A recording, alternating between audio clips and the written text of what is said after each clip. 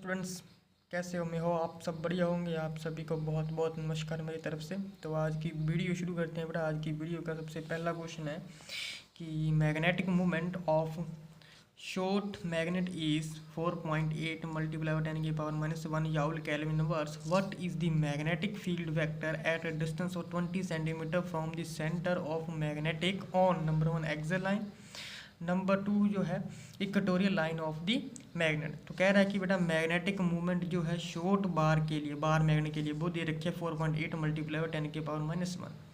कह रहा है कि what is the magnetic field vector क्या होगा अगर 20 सेंटीमीटर का डिस्टेंस होगा फ्रॉम सेंटर से लेकर। ठीक है, तो सबसे पहले हमें मैग्नेटिक फील्ड की वैल्यू निकालनी है बेटा एक्सियल लाइन के ऊपर और इक्वेटोरियल लाइन के ऊपर। तो इसके लिए तुम लोगों ने बेटा आर्टिकल कर लिया होगा एक्सियल लाइन को और इक्वेटोरियल लाइन के ऊपर, है ना। फॉर्मूला क्या होगा एक्सियल और इक्वेटोरियल के ऊपर। तो आइए शुरू करते हैं। तो सोल्यूशन में सबसे पहले magnetic field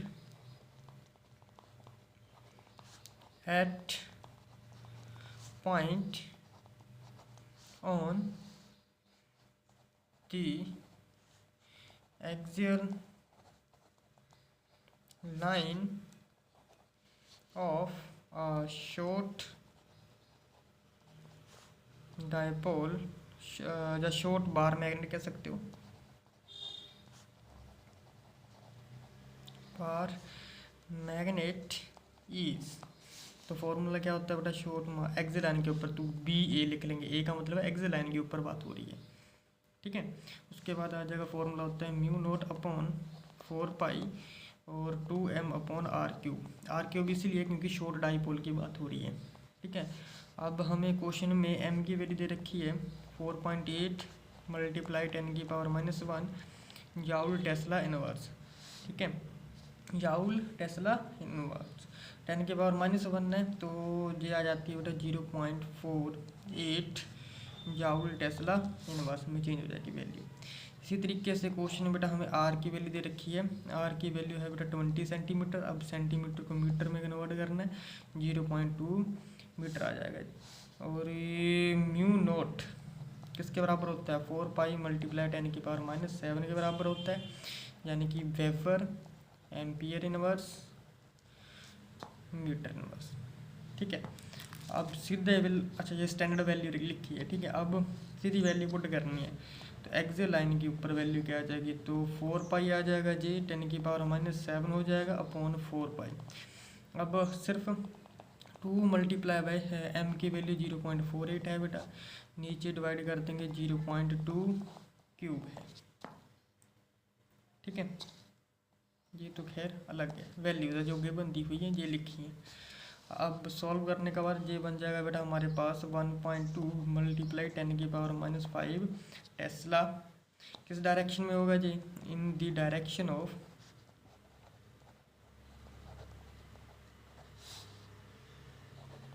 dipole movement.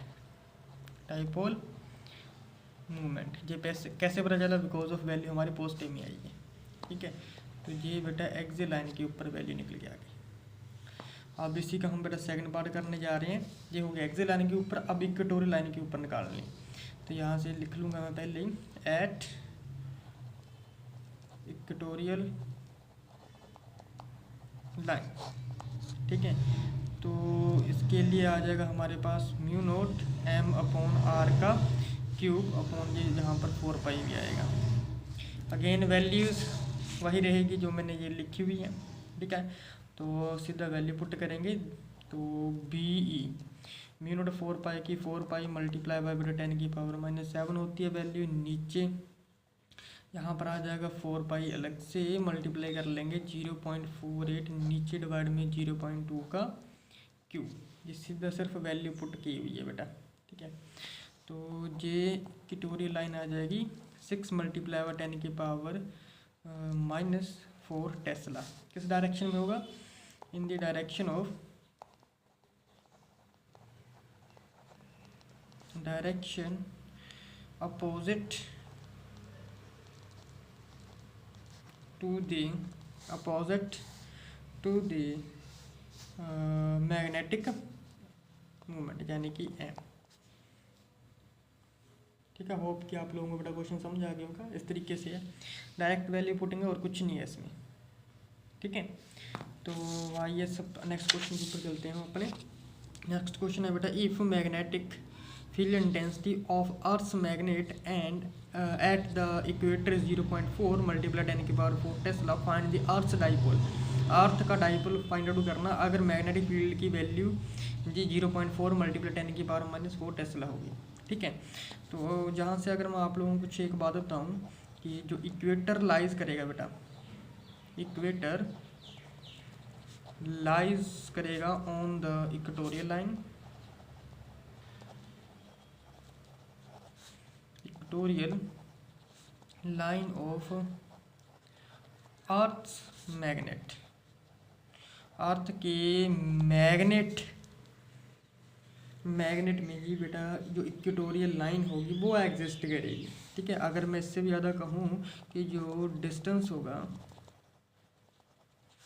Of equator is very large होगा, जो डिस्टेंस होगा बेटा इक्वेटर का वो बहुत ज़्यादा लार्ज होगा। ठीक है, बहुत ज़्यादा लार्ज होगा। कहाँ से? From the earth's magnet. तो अर्थ के मैग्नेट से जो डिस्टेंस होगा बेटा इक्वेटोरियल का वो काफ़ी ज़्यादा लार्ज होगा, सो दैट जो अर्थ मैग्नेट होगा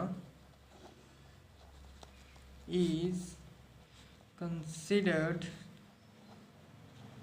as short magnet। Short magnet की तरह काम करेगा, यानी कि शॉर्ट डाइपोल की तरह काम करेगा। तो ये एक नोट की बात है बेटा आप लोगों के लिए यहाँ पर।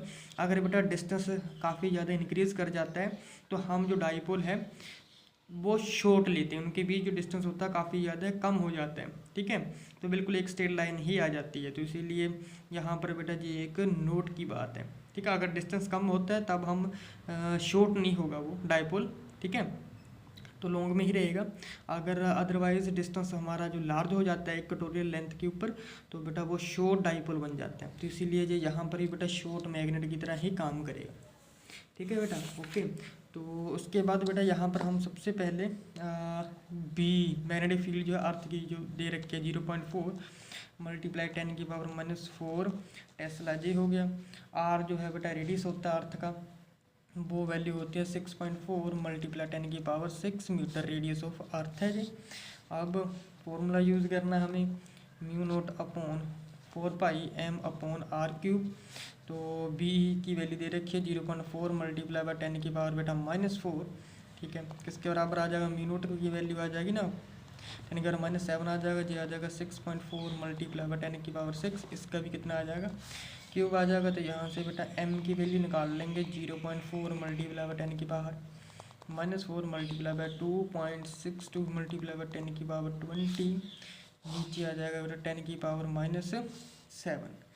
तो m की वैल्यू बेटा यहाँ से आ जाएगी 1.05 मल्टीप्लाई बाय 10⁻23 एम्पियर मीटर का। तो इतना आंसर आ गया बेटा। ये इंपॉर्टेंट क्वेश्चन में से एक क्वेश्चन है बेटा। ठीक है, हाँ, आई होप आप लोगों को समझ आ गया क्वेश्चन। तो आइए फटाफट जरा अपने नेक्स्ट क्वेश्चन के ऊपर चलते हैं बेटा। तो हमारा जो आज का नेक्स्ट क्वेश्चन है बेटा वो है बेटा शॉर्ट वार मैग्नेट है of magnetic movement 0.9 joule Tesla है। शॉर्ट वार मैग्नेट है, इसका मैग्नेटिक मूवमेंट 0.9 जाउल टेस्ला दे रखा है, जो कि प्लेस्ड है एक्सिस ऑफ 45 डिग्री के 45 डिग्री के ऊपर रोटेशन के ऊपर पड़ा हुआ है, जिसमें यूनिफॉर्म मैग्नेटिक फील्ड है। तो अगर कह रहा है कि जो एक्सपीरियंस करता है वो टॉर्क 0.063 जाउल का, तो कैलकुलेट करके बताओ बेटा मैग्नेटिक फील्ड क्या होगी और कौन सी ओरिएंटेशन होगी बार मैग्नेट की। ठीक है, तो इसके बेटा दो हिस्से हो जाएंगे यहाँ पर ना। सबसे पहला बेटा हिस्सा हो जाएगा टॉर्क फाइंड आउट करना। तो टॉर्क का फॉर्मूला क्या होता है? mb sin theta. तो ये तो सीधे ही आ जाएगा, यहाँ से b की वैल्यू निकाल लेंगे, torque upon m sin theta आ जाएगा यहाँ पर बेटा। ठीक है, तो ये यहाँ पर वैल्यू पुट हो जाएगी 0.063 है बेटा, नीचे आ जाएगा 0.9 और साइन 45 डिग्री। तो बेटा ये चीज़ आ जाती है 0.099 टेस्ला। अब अगर ओरिएंटेशन की बात करें, ठीक है, तो डायरेक्शंस क्या होगी मैग्नेटिक फील्ड की? तो सेकंड पार्ट है जो इसका, ठीक है। किस तरीके से निकालेंगे बेटा, देखो व्हेन इट्स मैग्नेटिक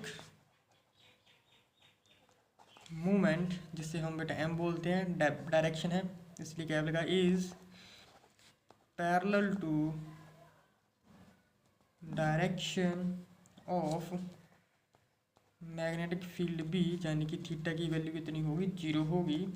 जो पोटेंशियल एनर्जी होगी बेटा, पोटेंशियल एनर्जी ऑफ डाइपोल वो किसके बराबर रहेगी, मैग्नेटिक फील्ड की और एम के प्रोडक्ट पे, जो कि बेटा मिनिमम होगी, जो कि बेटा क्या होगी, मिनिमम होगी। एंड यहाँ से एंड जो बार मैग्नेट होगा विल बी स्टेबल इक्विलिब्रियम, तो स्टेबल होगा बेटा इक्विलिब्रियम के ऊपर, ठीक है। तो बेटा ये बात आप लोगों को याद रखनी है, बिकॉज हमें क्वेश्चन में पूछा है ना, करस्पॉन्डिंग टू इक्विलिब्रियम में पूछा है, तो इक्विलिब्रियम में वो उसकी पोजीशन स्टेबल रहेगी, कहीं नहीं जाएगा वो। आई होप आप लोगों को वीडियो अच्छी लगी हो तो बेटा लाइक शेयर कमेंट करना मत भूलिएगा। तो मिलते हैं किसी नेक्स्ट वीडियो में, तब तक के लिए बड़ा जय हिंद, थैंक यू।